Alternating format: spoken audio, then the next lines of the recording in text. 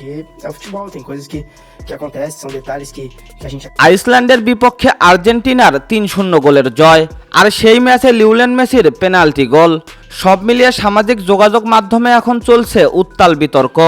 জয়ের আনন্দ ছাপিয়ে বড় আলোচনার কেন্দ্রবিন্দুতে এখন আর্জেন্টিনার দল আর তাদের পেনাল্টি নির্ভরতা। নেটিজেনদের একাংশ তো আর্জেন্টিনাকে উপহাস করে নামই দিয়েছে পেনাল্টি না।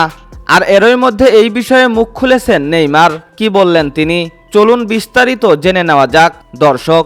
বিশ্বকাপের আগে প্রস্তুতি ম্যাচে আইসল্যান্ডকে 3-0 গোলে উড়িয়ে দিয়ে দুর্দান্ত ফর্মে রয়েছে ডিফেন্ডিং চ্যাম্পিয়ন আর্জেন্টিনা। তবে বড় জয়ের চেয়েও বেশি চর্চায় এখন ম্যাচের পেনাল্টি ঘটনাটি। আইসল্যান্ডের বিপক্ষে প্রথমার্ধে ভ্যালেন্টিন বার্কো গোল করার পর দ্বিতীয়ার্ধে মেসি পেনাল্টি থেকে ব্যবধান বাড়ান। আর এখানে আপত্তি ফুটবল সমালোচকদের একাংশের।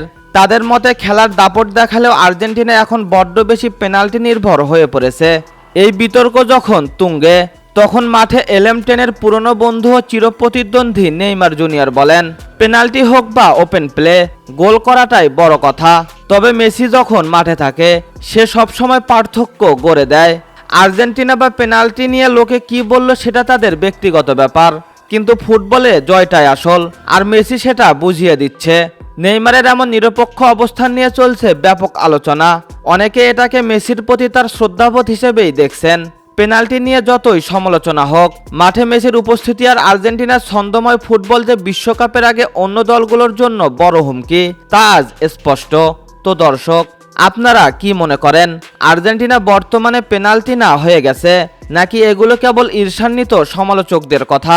নেইমারের এই মন্তব্যকে আপনারা কিভাবে দেখছেন? আপনাদের মতামত অবশ্যই জানান আমাদের ভিডিওর কমেন্ট বক্সে। ফুটবল দুনিয়ার সব বিতর্কিত ও রোমাঞ্চকর খবরের আপডেট পেতে আমাদের সাথেই থাকুন। ধন্যবাদ।